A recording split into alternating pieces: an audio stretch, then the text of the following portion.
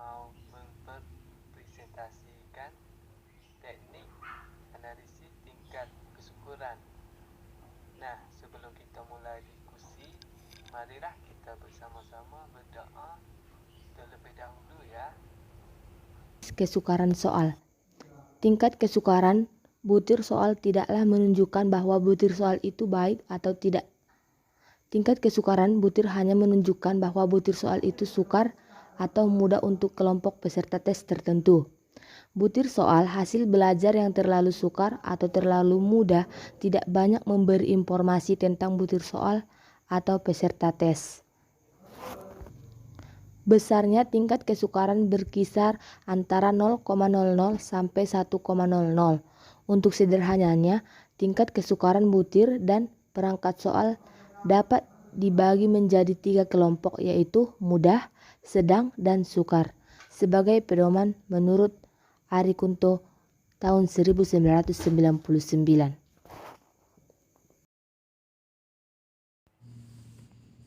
Di sini saya menuliskan nama siswa, kemudian jumlah siswa dengan saya beri A, B, C, D, E sampai F. Kemudian sampingnya siswa saya kasih nomor soal 1 sampai 5. Di sini saya cuma mau mempraktekkan sedikit yang mudah saja yang saya bisa. Kemudian saya blok dan beri warna biar mudah. Kemudian saya memberi nilai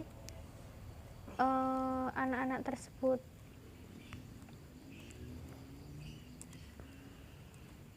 Ibaratkan saja yang kosong itu tidak diisi, maksudnya salah, dan yang satu itu maksudnya benar 1.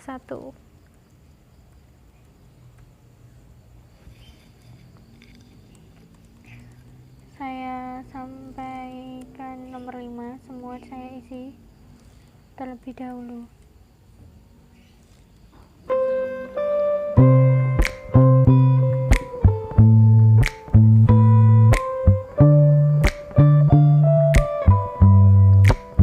Can I call you baby? Can you be my friend? Can you be my lover up until the very end? Let me show you love. I don't pretend. Stick by my side even when the world is giving in.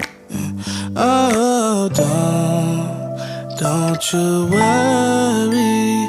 I'll be there whenever you want me.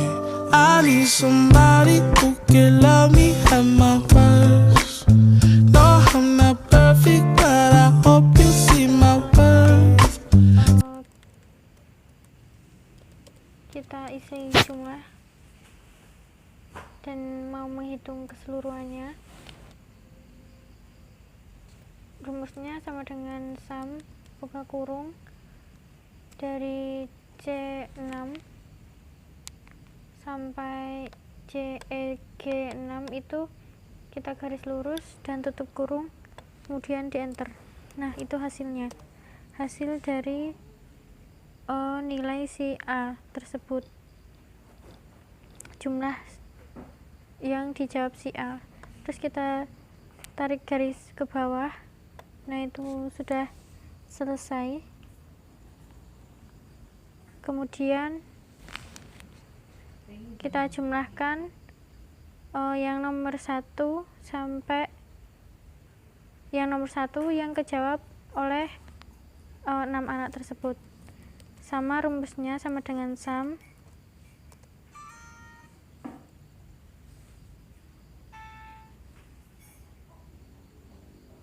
buka kurung dari C6 sampai ke bawah F, yang itu F, tarik ke bawah, kemudian tutup kurung, kemudian enter.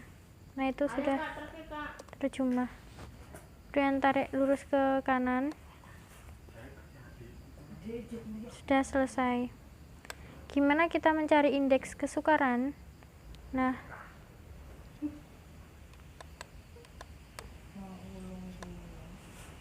yang tersebut tadi saya beri warna biar mudah. Indeks kesukarannya, rumusnya yaitu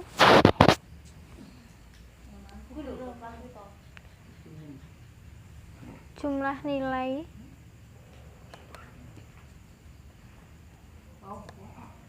kemudian dibagi jumlah siswa.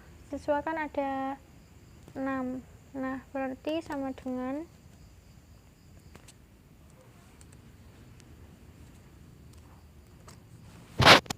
C12 dibagi jumlah siswa yaitu 6 dibagi 6 tutup kurung. Nah, itu hasilnya. Kita tarik ke kanan dari keseluruhan itu semua biar terjawab. Nah, sudah selesai. Terus kita mencari interpretasinya. Nah, itu kan 0 sampai 0,3 itu termasuk soal yang sukar. Kemudian 0,31 sampai 0,7 itu termasuk sedang.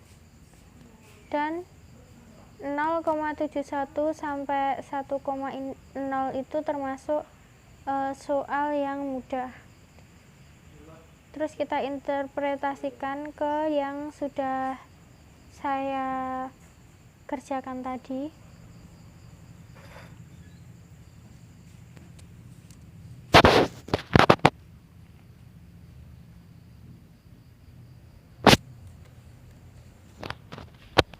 Sebentar.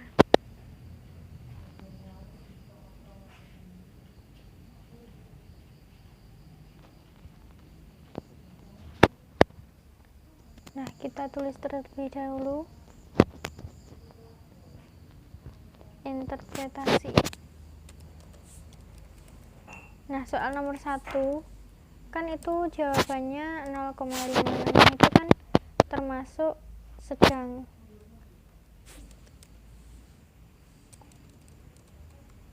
Kemudian yang nomor 2 juga termasuk sedang. Yang nomor 3 sama, termasuk sedang. Yang nomor 4 termasuk sedang, dan yang kelima itu termasuk mudah karena itu udah 0,1. Karena soal nomor 5 terjawab semua. Berarti soal nomor 5 itu termasuk soal yang mudah. Begitu, teman-teman. Sudah selesai. Kita teruskan yang setelahnya. Daya pembeda. Daya pembeda soal adalah kemampuan suatu soal untuk membedakan antara siswa yang berkemampuan tinggi dengan siswa yang berkemampuan rendah.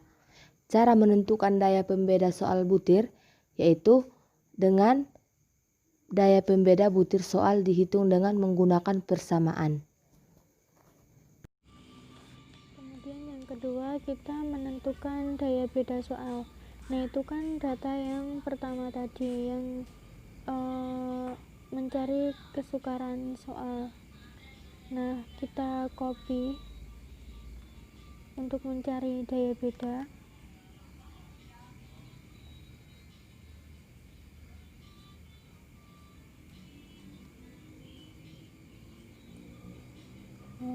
Saya ulangi lagi.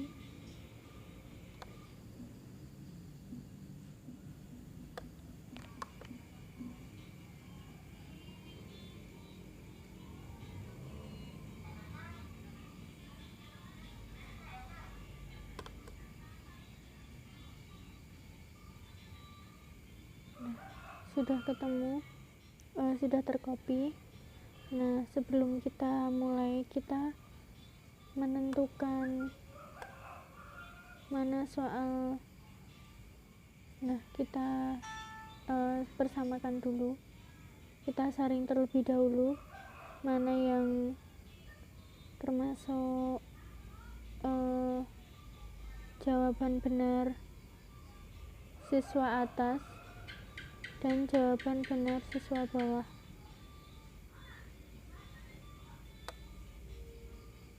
Dan kita copy dan kita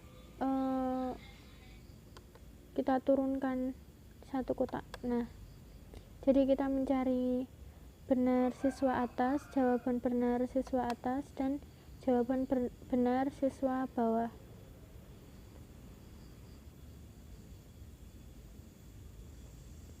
Tujuannya yaitu untuk mencari jumlah soal yang dijawab lebih banyak dan dijawab lebih sedikit. Kan kalau siswa bagian atas itu yang menjawab lebih banyak daripada siswa yang bagian bawah, yaitu BKA yaitu benar kelompok atas, siswa kelompok atas, sama rumusnya sama dengan sum buka kurung sam buka kurung tarik dari C3 sampai C5 dan ditutup kurung. Nah, itu sudah ketemu.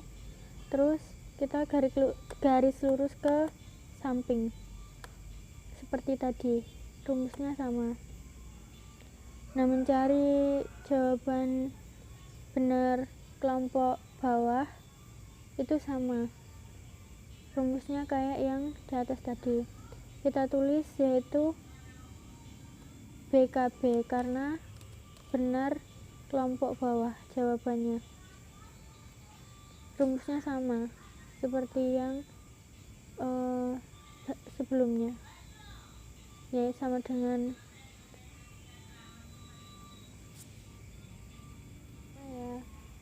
itunya. Nah, sekarang kita mencari daya beda. Daya bedanya rumusnya yaitu sama dengan buka kurung jawaban benar siswa atas dan dibagi jumlah siswa 3 jumlahnya, kemudian dikurangi jumlah benar soal kelompok bawah dibagi jumlah siswa sama jumlahnya 3 dan tutup kurung. Nah, sudah ketemu jawabannya, kemudian kita tarik ke samping. Nah, sudah ketemu semua. Terus kita mencari interpretasinya dari daya beda, apakah itu baik, jelek, sedang, atau sangat buruk, sangat jelek. Jawabannya itu kurang dari 0 sampai 2 itu termasuk jelek, 0,20 sampai 0,40 itu termasuk sedang. Nah, interpretasinya kan itu kurang dari 0 itu termasuk jelek. Kalau 0,3 itu sangat jelek karena di bawah 0. Kemudian 0,333 itu termasuknya sedang,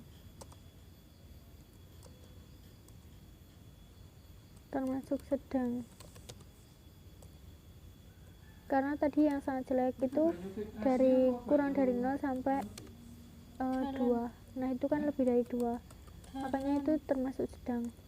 Kemudian yang terakhir itu jelek.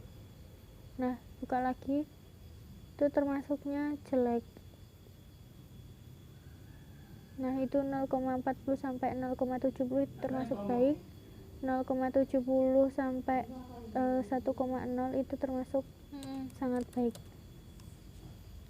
Nah, 0 itu termasuk jelek. Gitu ya, teman-teman. Jadi semisal gini, kan itu 0,3333, karena yang atas itu lebih sedikit yang menjawab benar daripada kelompok yang bawah, makanya termasuk itu menjadi min. Semisal yang bawah itu saya ganti 0 semua, itu termasuk sedang, karena yang atas bisa menjawab 1, yang kelompok bawah tidak bisa menjawab semuanya. Jadi tergantung yang menjawab dari kelompok atas dan kelompok bawah, kayak gitu teman-teman.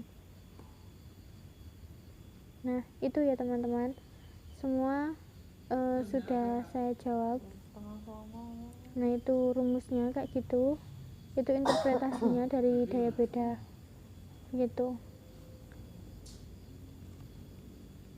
Maka kalau yang atas bisa menjawab 2, yang bawah tidak bisa menjawab, maka itu lebih baik, makanya 0,666. Nah itu kan termasuk baik, termasuk baik. Nah begitu. Kalau sangat baik itu dari 0,7 sampai 1,00. Nah, Analisis pengacoh atau distraktor. Menganalisis fungsi pengacoh dikenal dengan istilah menganalisis pola penyebaran jawaban butir soal pada soal bentuk pilihan ganda. Pola tersebut diperoleh dengan menghitung banyaknya tes yang memilih pilihan jawaban butir soal atau yang tidak memilih pilihan manapun. Dari pola penyebaran jawaban butir soal dapat ditentukan apakah pengacoh berfungsi dengan baik atau tidak.